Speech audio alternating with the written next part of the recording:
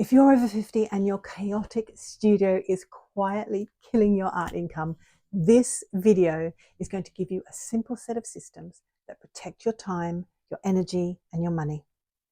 Today, I'm going to show you how to set up a calm studio system, a simple studio nerve center, plus 3 tiny lists that mean less hunting for things, more finished work, and fewer money leaks. Before we go further, grab a piece of paper and write at the top, studio systems that protect my art income.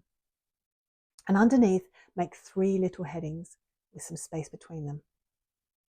Artwork and where it is, people and projects, money in, money out. We're going to start filling those in together as we go. All right, let's start with the heart of all this, your studio nerve center. Your studio nerve center is simply one physical place and one digital place where the important bits of your art business live. Not perfectly, not beautifully, just together in one place. Physical might be a simple lever arch file on a shelf, a single drawer, a box with dividers you can reach easily. Digital might be one main folder on your computer or cloud called Art Business and the year, marked clearly. Inside, you can divide into 3 simple sections, such as artwork list, commissions and clients, money.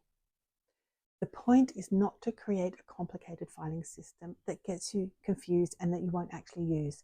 The point is to decide, this is where I put the important things so I can actually find them again. Okay, so let's begin on your paper. Under artwork and where it is, write what your offline and what your online studio nerve centers are going to be. So whether you've got a notebook or a lever arch file for offline, and then one single file on your computer desktop. If you do nothing else but choose that one physical home and one digital home, you've already taken a big step towards protecting your income because you can stop losing track of your own work. Now let's use that first heading, artwork and where it is. A lot of artists quietly lose money because they don't actually know what work they have, where it is, and whether it's available, reserved or sold.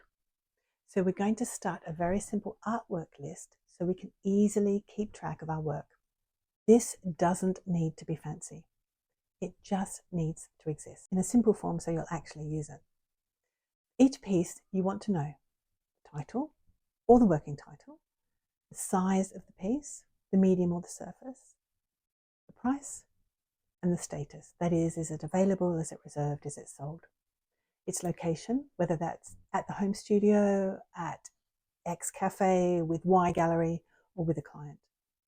You can keep this artwork list on your computer or in a physical file, whatever works best for you. Though I do recommend having it saved on your computer so you can access it from your phone when you're on the go. Now let's do a practice run. Grab your piece of paper and under the artwork and where it is, write 3 columns. Title, price, where it is.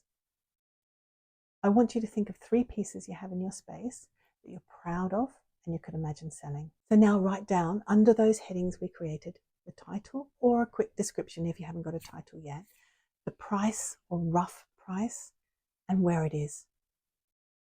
And there you have it. You've just started your artwork list. The payoff here is simple.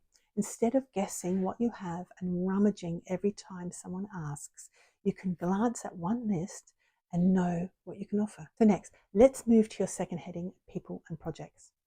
This is where commissions, buyers, students, and any ongoing projects live.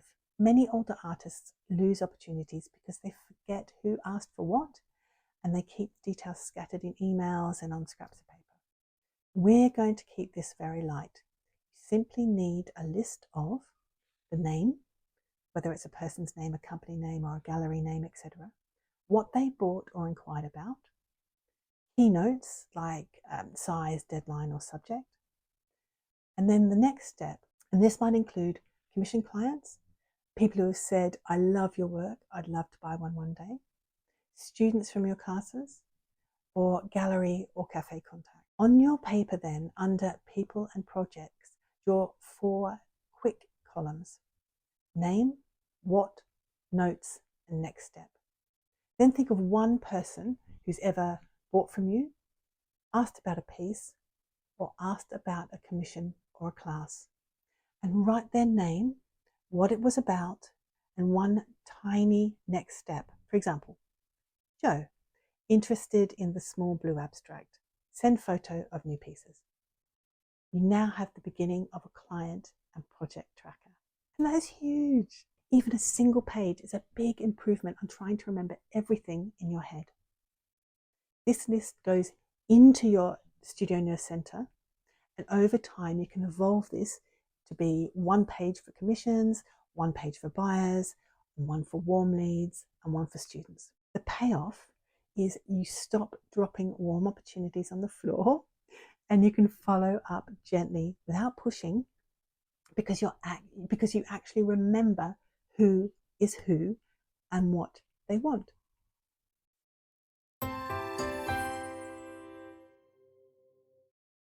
Now let's talk about the third heading, money in and money out. This is the one many artists avoid, but it has the most direct impact on your income. And the easy thing is, you don't need a full accounting software to start. You just need one simple place where you write every bit of money that comes in from your art, every bit of money that goes out from your art. On your paper, under money in, money out, draw 2 columns and give them those direct headings, money in and money out. Money in might include originals you've sold, prints you've sold, commissions that you've agreed to, workshops that you're running, any licensing agreements that you have, any art-related income. Money out or expenses might include paints, canvases, paper, framing, venue hire, website costs, transaction fees, etc. For now, just write down the last one thing you spent money on for your art and the last one thing you earned, even if it's small. We're just having a practice run here. For example, money in, I sold a small print for £25. Money out, I bought some new brushes for £18. You've just started your money tracker. When you move this into your Studio Nerve Center folder, you can use one simple page, or you can have a spreadsheet with 2 tabs in and out. The payoff is you begin to see that your art is not just a blur of spending. You can see patterns, you can spot leaks, and feel more confident when you set prices, because you actually understand what is being earned and what is being spent. But most importantly, then, you can understand what it is you can afford to spend. Now that we have these 3 core lists, I want to show you how to pull this together into a Studio Systems Power Hour so that you can ensure you have the time blocked to maintain your Studio Nerve Center. This is going to be a 30 or a 60-minute block. You can use every week or every fortnight, depending on your life, to keep these systems alive without them taking over or not getting done at all. Here's one version of a 30-minute Studio Systems Power Hour you may want to adopt or adapt. So, spend 5 minutes updating your artwork list. Look around your space. Have you finished anything new? Has any piece moved location, add or updated? Then spend 10 minutes updating your people and projects. Add anyone new who's shown interest, and then update your next step notes, and then send some gentle follow-ups in a message or an email. Then spend 10 minutes updating your money in, money out. Write down anything you've sold or spent since the last update, even if it was 0 this week. Put that in, because that awareness matters as well. And then spend 5 minutes, one tidy action. Don't do a full studio overhaul, just one small thing that makes work easier next time, like clearing a surface or putting canvases in one place or recycling old scraps you don't need. If you have a bit more time, you can stretch this into an hour. If your energy is lower, you can make it 15 minutes or rotate. 1 week focus on artwork, the next week focus on your people and money. The most important point is to work at a pace that most suits you. So let's define a first draft of when and how long for your Studio Systems Power Hour. On your paper, underneath the 3 headings, write, my Studio Systems Power Hour will be how many minutes, and how many times a week or a fortnight, whatever suits you best. Next, choose a day and time that feels realistic, not perfect. For example, Friday morning after coffee, Sunday afternoon when the house is quieter. You've now designed a little maintenance rhythm that will quietly support your income. You have a Studio Nerve Center file that will hold the critical information you need to run your art business, and a Studio Systems Power Hour defined that ensures you actually do the work in a simple and easy way that respects your time and your commitments. Now we have our tools defined, let's turn all of this into a simple 30-day systems experiment.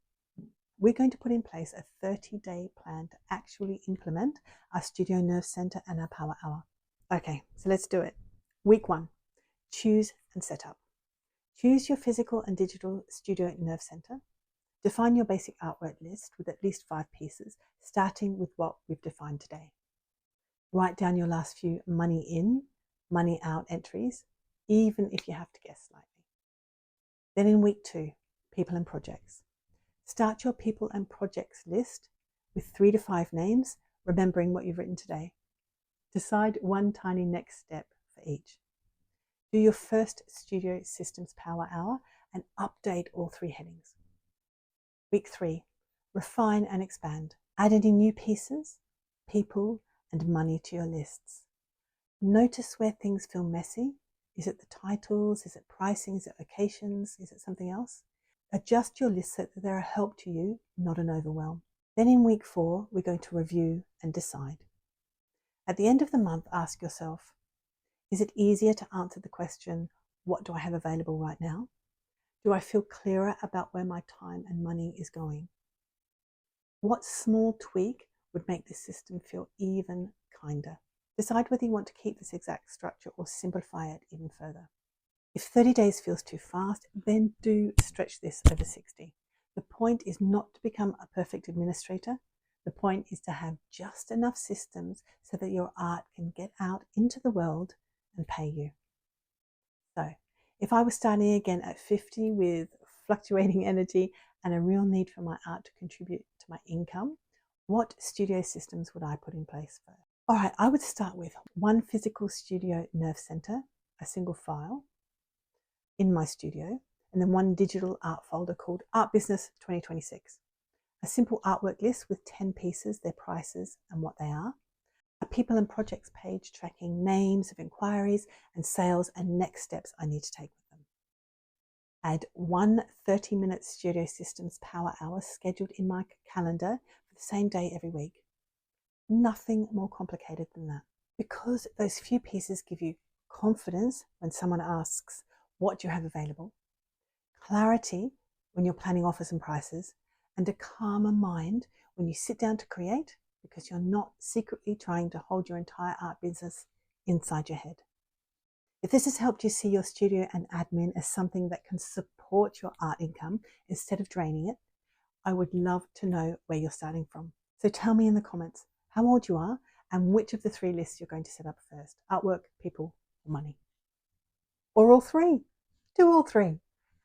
Next, if you want to see how these studio systems connect to your weekly habits and visibility, watch the next video in this series where we're going to be talking about 3 weekly habits that actually move the needle on your art sales.